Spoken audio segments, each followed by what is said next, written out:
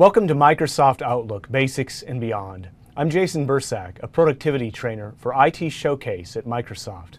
Today I'm going to demonstrate how you can make the most of Outlook. I'll show you best practices for managing your email and calendar efficiently, including switching views in calendar and email, scheduling meetings in conference rooms, and categorizing your appointments with colors. You'll learn how to assign permissions to a delegate and share your calendar with others. Even Outlook veterans may learn a thing or two in this deep dive session. Today we'll cover Outlook basics, calendar advanced options, delegate access, and a demo. So starting with Outlook basics. I want to first show you a few inbox views. Someone who hasn't used Outlook before may look at this screen and think, well, these are probably 4 different programs, and that simply isn't the case. There are so many ways for you to customize your Outlook inbox that it really does look like 4 different programs, even though it's not. But in the top left, I've got a lengthy list of emails with no reading pane. I have reading panes in the top right and the bottom left in different places. And then in the lower right, I have a lot of text preview for all of my emails. So you can really work depending on how you want to in your inbox. Another great feature in the inbox is the Smart Lookup feature. And what this allows you to do is while you're typing an email, you'll be able to type a word or a phrase and decide that maybe you want some more information about that word or phrase. So you can highlight it and then select it and then do research right within Outlook. For example, right here, I've applied highlighting to the phrase Hubble Space Telescope, and that allows me to then look up information about the telescope. We can use contact cards here. This is a way to look up information about people in the way that Outlook manages contacts. As you can see, you have this person's name. You see he is busy right now, but he is free at 11. You see what he does. You have contact information like his email address, his work phone number, and a variety of other ways of getting a hold of this person. You can also schedule a meeting right here on the contact card. All right, let's get into calendar basics. So here's just basics on creating a calendar invitation. If you go to the calendar view, you'll see an option to create a new appointment. And when you click on that new appointment, you'll be able to add things like the title of the meeting, the location, and details about the meeting. You can select people to invite to the meeting as attendees, and also you'll be able to turn the meeting into a Skype meeting using the Skype for Business add-on. By default, a 15-minute reminder is set for your meeting and any participants in that meeting. However, you can change it in a variety of different ways. You can add a recurrence to a meeting. What this means is that this meeting will repeat. Maybe you want to have a meeting every Wednesday at 1 p.m. Or maybe you want to have a meeting once a month at 1 p.m. on the first Wednesday. This is something you can do in Outlook. You can choose when and how often you'd like a meeting to recur. You have options for daily, weekly, monthly, and yearly. And if you do want to set a monthly meeting, be careful to set it for a day that doesn't occur on a weekend, as you know, a lot of people probably don't want to come into work on Saturdays. So if you want to also, you have the flexibility to change just one occurrence of an Outlook recurring meeting. So let's say you have that meeting that occurs every Wednesday at 1 o'clock, but you need to change one of those meetings because maybe the most important attendee is on vacation. So you can simply change that one recurrence to 1 o'clock on Tuesday without changing all of the rest of the meetings. The weather is a feature that is added into Outlook. You'll have this in the calendar view. This is great if you're going to schedule a business trip or even just you're about to leave work and you want to know what the weather is outside. 3 days of weather are available in the calendar view.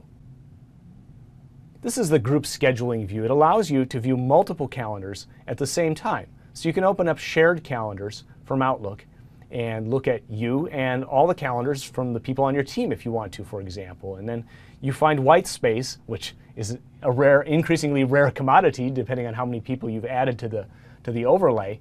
But then you look for white space, and that's the time that everyone is free, and you'll be able to schedule a meeting then. You can search a global address list to find someone who hasn't yet manually shared their calendar with you, or look for a conference room. Here's a screenshot of the overlay calendar view, and you'll see that there is a little bit of white space there. I've got 3 calendars on this screen here, the regular one and a couple other people, and we can see that there is some white space, so that is time that we could schedule a meeting with all 3 of those people. If you'd like to change the view, you can click on the arrows on the calendars to move them off and change them into another view. Here's some tips for viewing your calendar in Outlook. One of the things that you can do that a lot of people don't know about is view an unusual number of days in your calendar. A lot of people know how to view the work week or the calendar week or just one day, but if you want to, you could simply view 3 days at a time. In fact, any number between 1 and 10 days you can look at in your Outlook calendar. You do this by holding down the Alt key and a number corresponding to the number of days that you want to look at. You can also select dates as a group. With this, you'll use the Shift key. You select the beginning day, hold down the Shift key, and select the end day. You can also look at non-related dates.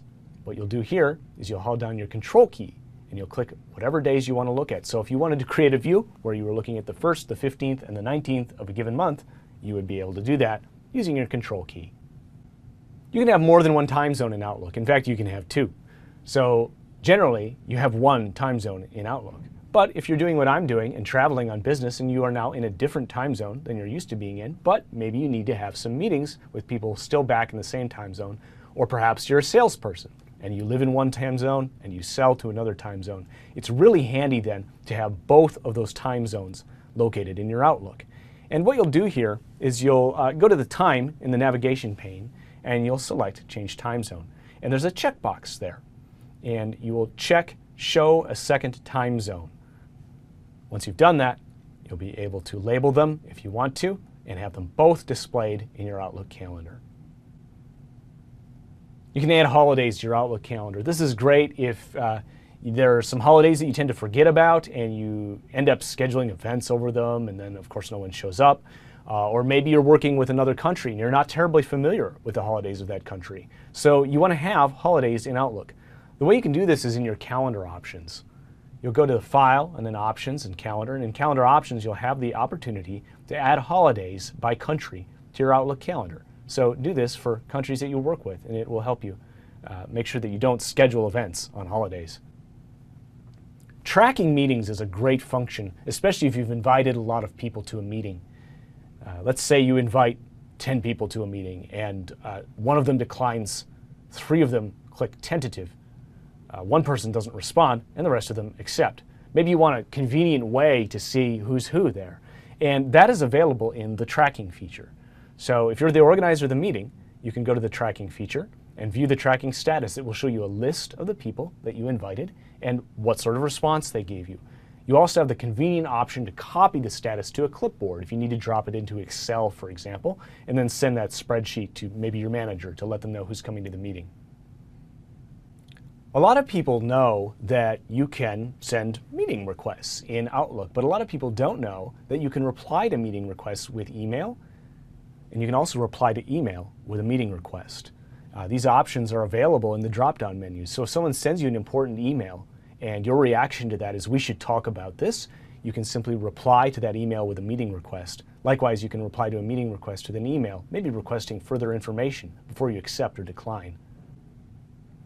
The peeking function in Outlook is available.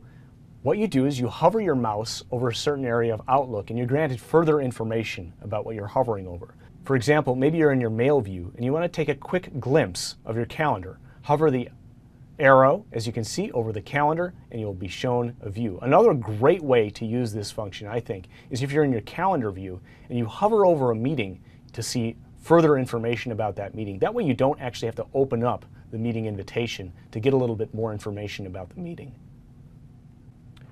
We'll move on now to Calendar Advanced Options.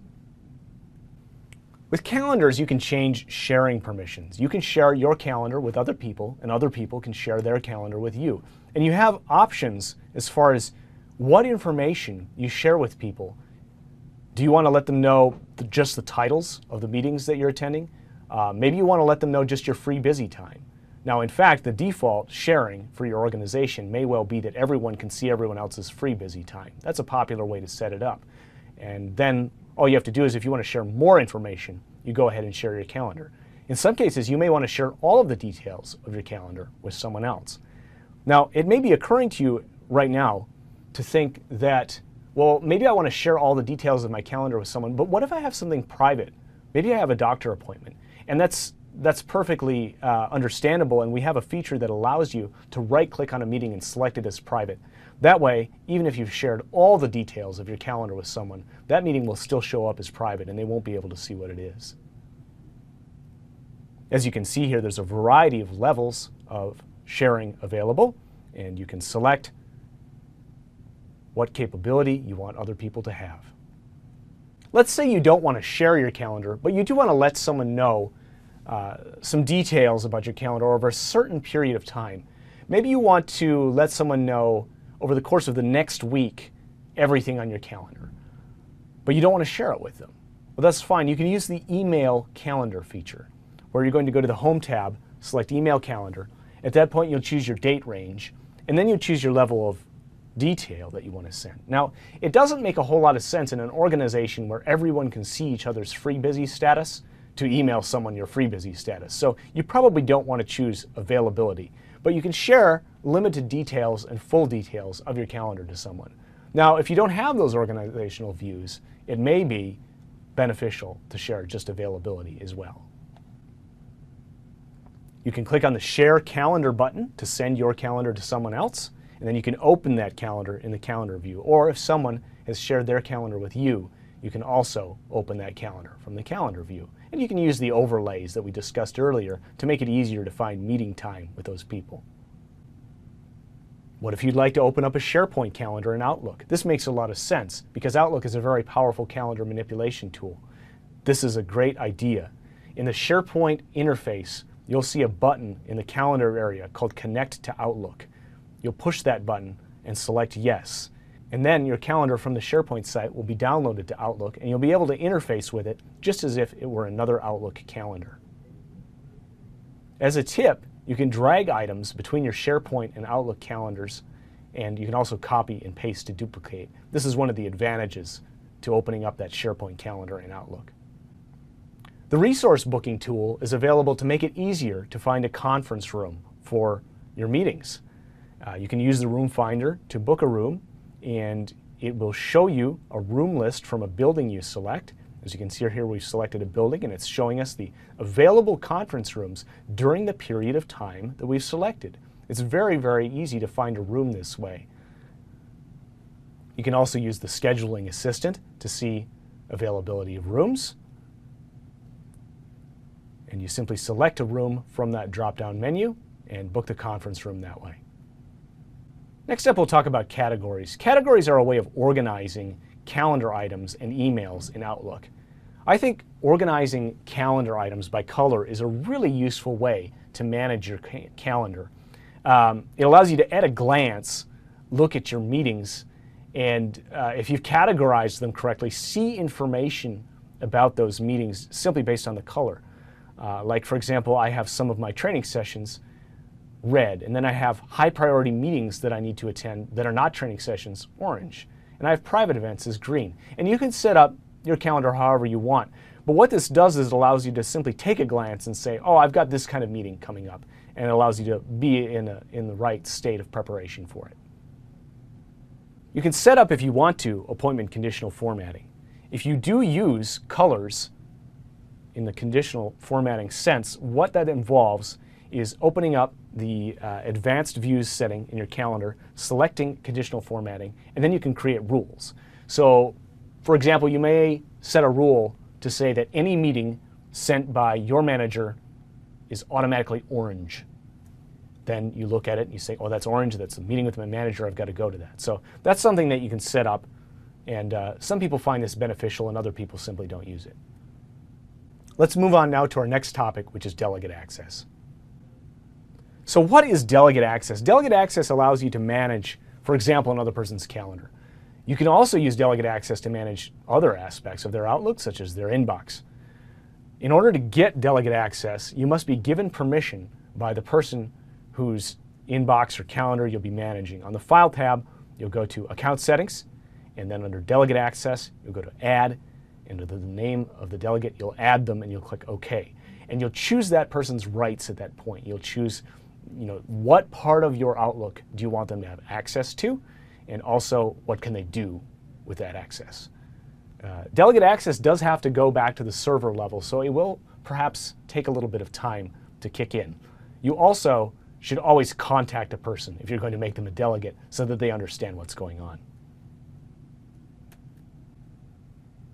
So now we're going to do an Outlook demo, and I will start with views of your Outlook inbox. There's a lot of different ways you can look at your Outlook inbox to suit your style of work.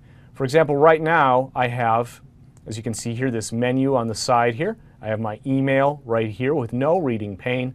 I have my calendar over here, and I have my task lists. Now this is just one way you can do it. One thing you could turn on or off is the conversation view feature. Let me just turn that on here for you. If I show this as conversations, and then I'll select this folder to apply that change. Now you'll see that since a good chunk of those emails applied to a conversation, they're all together here. And I can use the caret to take a look at that as a conversation. Now if I uncheck this, I can return the view to showing the emails in the order they are presented as opposed to ordered by conversation. As you can see, of course, emails that I haven't read yet are blue, whereas emails that I have read are not blue. Now let's manipulate the view a little bit more. Over here we have access to something called the to-do bar, and right now I have my calendar and my tasks on the to-do bar. Maybe I want to get rid of that. So let's go ahead and do that. And now what I've done is given myself a little bit more space as far as my inbox is concerned. Maybe I want to get even more space, and I want to get rid of this menu bar here. Now you don't lose the functionality. I can go over here and access it, and I can click this. And then if I want to keep it, now look, if I move away and click away, it goes back. But if I want to keep it, I simply click this pin like that. Next up, I want to show different reading panes. So you have options to put the reading pane on the right, the reading pane on the bottom, or turn it off. Let's see what it looks like on the right. All right, so now I have that email there in the pane. If I put it on the bottom, so just depending on your style of work, maybe you want no reading pane at all, you can shut it off. There you go. Okay? Maybe you want your to-do bar back. I know I typically like to have my calendar and tasks on the side, so let's just bring it back. There's my calendar, and there's my tasks, okay? So I can really do quite a bit of manipulation from an inbox point of view. Another cool feature regarding the inbox that I want to show you is the Insight feature. I can do some research right here in Outlook, so I'm going to create a new email. And we'll just call this a test email. I'm presuming I'm going to send this to someone.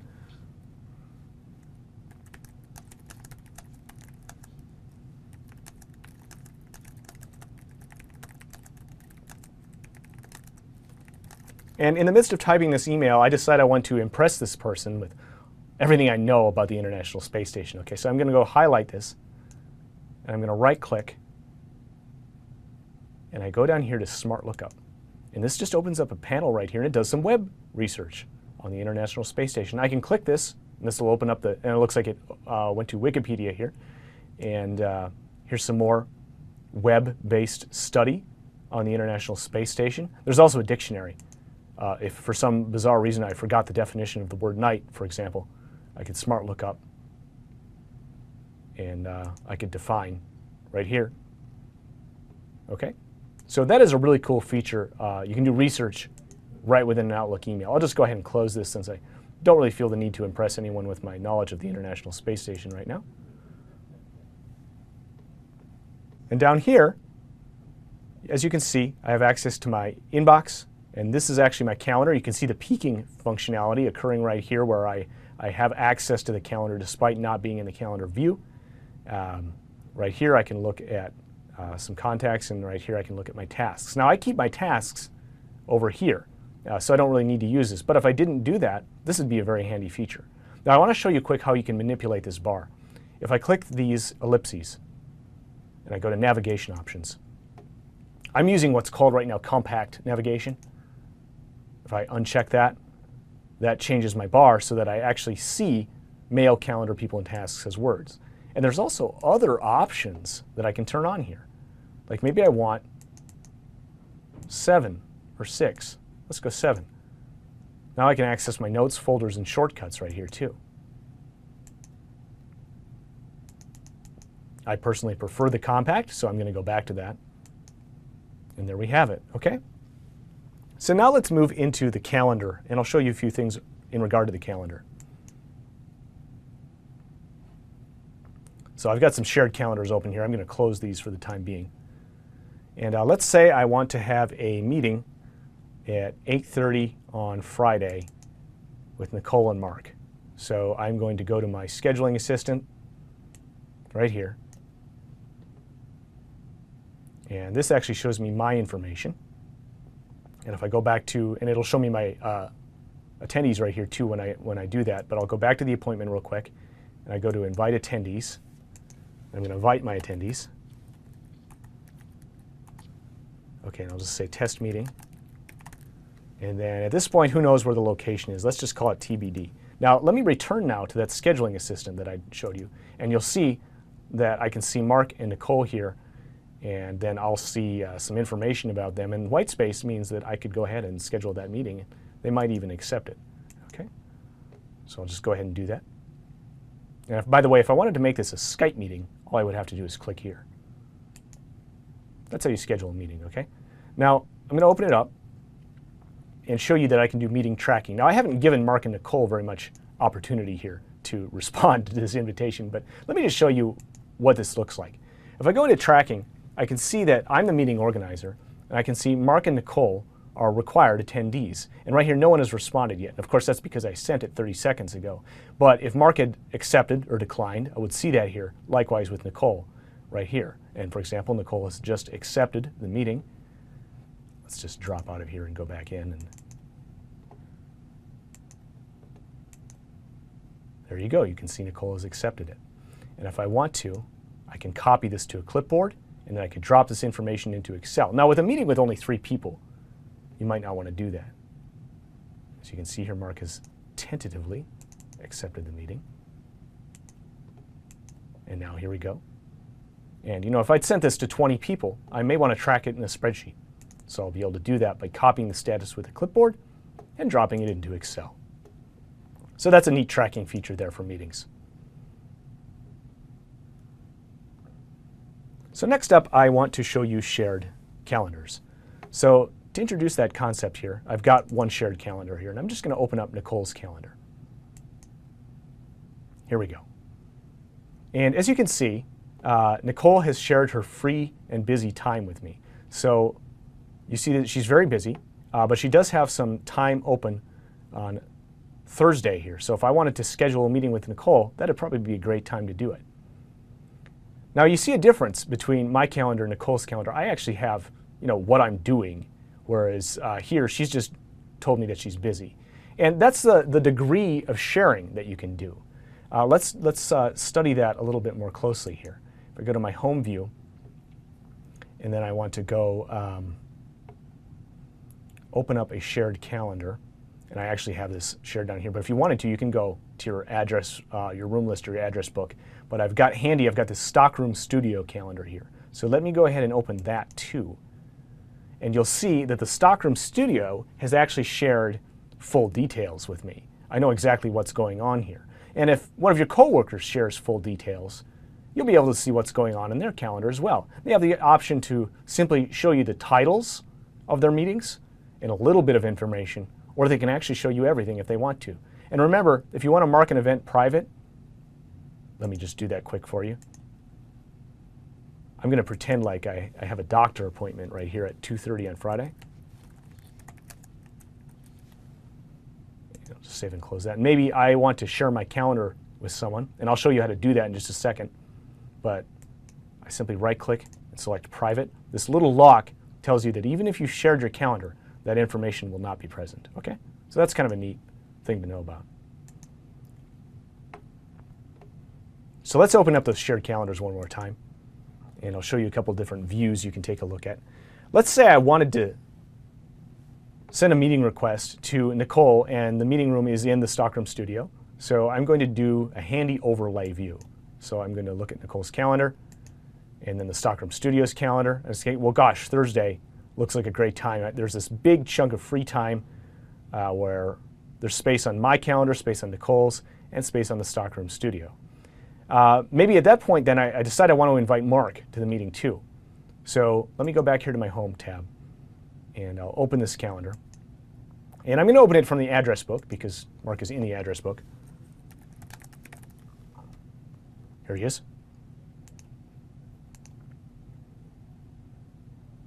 And we're adding him in a new view here. And these can take a little bit to populate. There he is. Okay, so I can see he's free busy now. And if he had shared me his full details, I would see those as well. But I can add him to the overlay. Now, all of a sudden, that Thursday time frame isn't looking so good because Mark is busy. So it becomes, of course, a lot more difficult the more people you're trying to invite. It doesn't necessarily present itself as obvious as far as when you can do your meetings. But this is a great way to get sort of an idea of everyone's time here. So I'm just going to close that and close this. And the next thing I'll show you is what if I want to share my calendar with someone else. So I'm going to go to my home area here. There's a couple different ways I can do this, okay? I can go to my Share Calendar button. And maybe I want to share my calendar with Nicole. Okay? And then I can also request permission to view hers. Now if I check that, the email that gets sent to Nicole will say, hey, Jason also wants to look at your calendar. Now it's important to keep in mind that she can say no to that. This is not a quid pro quo request. If I send this, she can accept my calendar and not show me her calendar. So don't view this as any kind of requirement. And then I can choose here my details. So limited details are available or full details. And then I would go ahead and click send. Okay, so that's how I share my calendar. I can also email my calendar. If I go here, what I get the option to do is choose a date range. So maybe I want to send just tomorrow or maybe the next 7 days. Let's go to the next 7 days. It's in your whole calendar too, but at that point you probably just want to share it. And then do you want to just show time within your working hours? Yes, no. You can set your working hours in your calendar options. I'll actually show you how to do that in a little bit here. But what availability do I want to send? Now, if you work in an organization where everyone can see each other's availability, this is redundant. There's no point in emailing your calendar if you're only sending your availability. But you may want to email someone limited details or full details of your calendar if you want to present them with the details for maybe just a week, but you don't want to share your whole calendar with them, okay?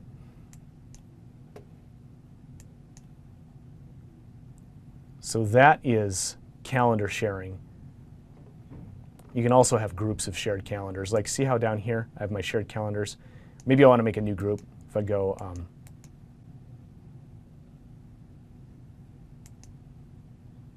under calendar groups, I go create new calendar group, and we'll just go test group. And in my test group, I'm going to put Mark's calendar and Nicole's calendar.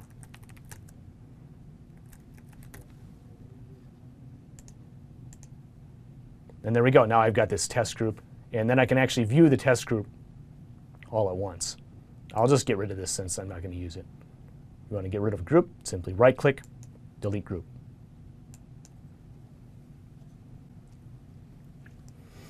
Okay, next up, we are going to move to calendar options.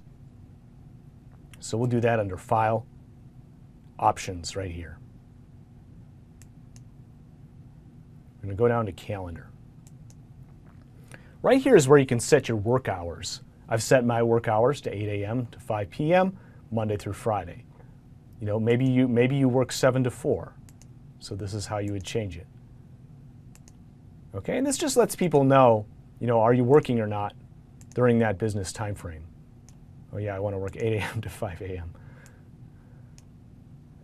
That doesn't sound fun. Okay, and the first day of the week, this is just for the view. Is it Sunday? First day of the year starts January 1st. Okay, great. Your default reminders are for 15 minutes. This works great for most meetings, honestly, but maybe you want set your default reminder to 5 minutes. That's up to you. You can allow attendees to propose times for new meetings here. Use this response for proposing new meeting times. So if you have this and you propose a new meeting time, you will respond as tentative. Here's where I can add holidays. And you select a country, and as you can see, I've added the United States holidays to my calendar, and I've already done that, so let me just show you what it looks like quick here. As you can see, Columbus Day has been added to my calendar on October 9th, as well as the other suite of US holidays. So I'll return now to calendar options.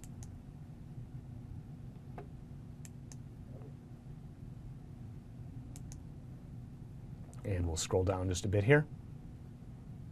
You can change your permissions for viewing FreeBusy options. If I go to FreeBusy, the default for our organization is FreeBusy time, but if I wanted to, I could say, hey, everyone in the org can see my full details. Not too many people select that option, but it's there for you. You could also let other people see just some limited details for your meeting. Just to highlight a few other options, you can change your default calendar color right here. You do have the option to use this calendar on all calendars. I don't necessarily recommend checking that though. I think having the color contrast on those calendar views is very nice.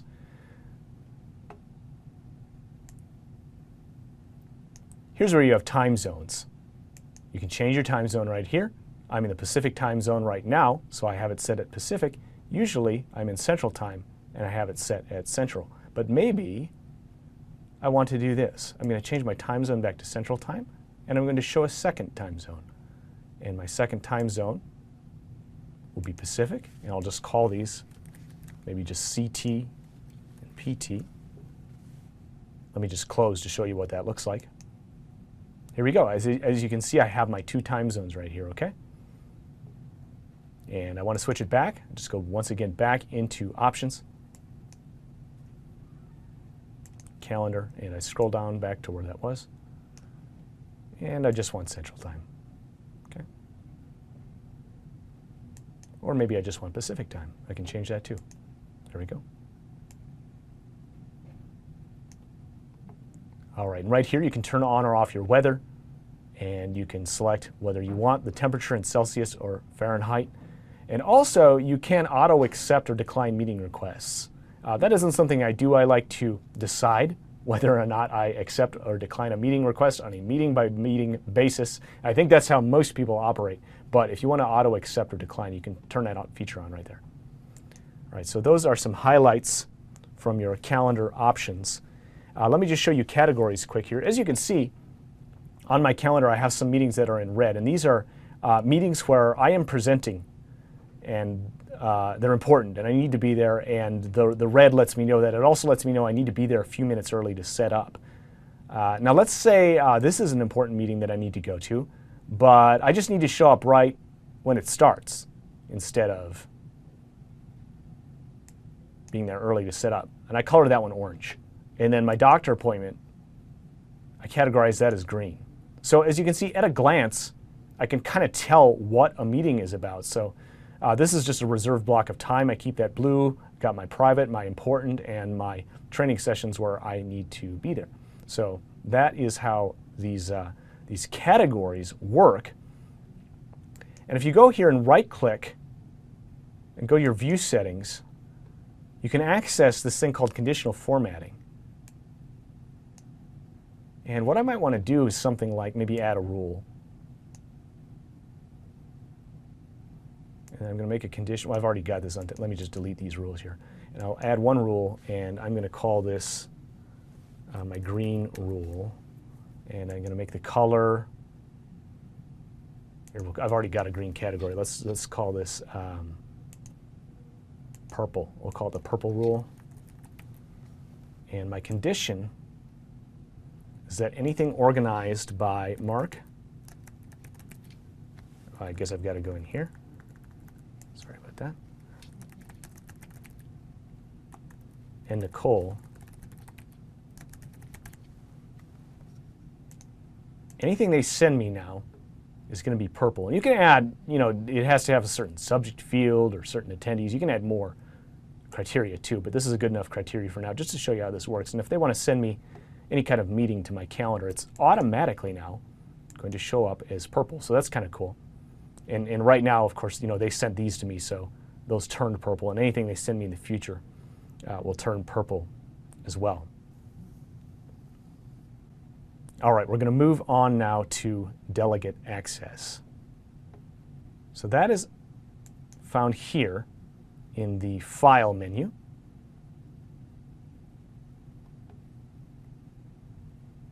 You go to Account Settings, and in Account Settings, Access, Delegate Access. I'll click that. And I don't have any delegates right now, so I'm going to go ahead and add. And I'm not actually going to go through this process because I don't want to make someone a delegate of my calendar, but I'm just going to look up Mark here in the address book.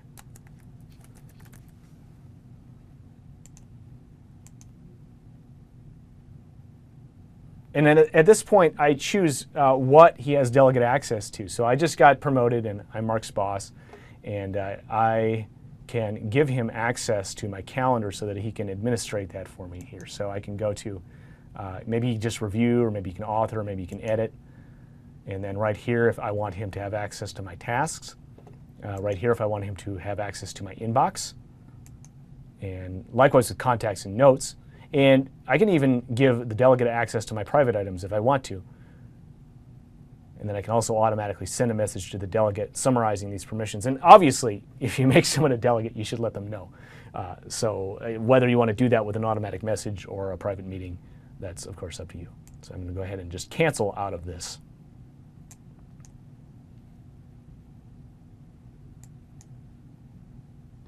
And that is the demo for Outlook Basics and Beyond. We're at the end of today's demonstration. I hope this training has been valuable to you. You can visit Microsoft.com/ITshowcase/productivity to view additional live webinars and productivity training on Microsoft products and services. Thank you for joining me.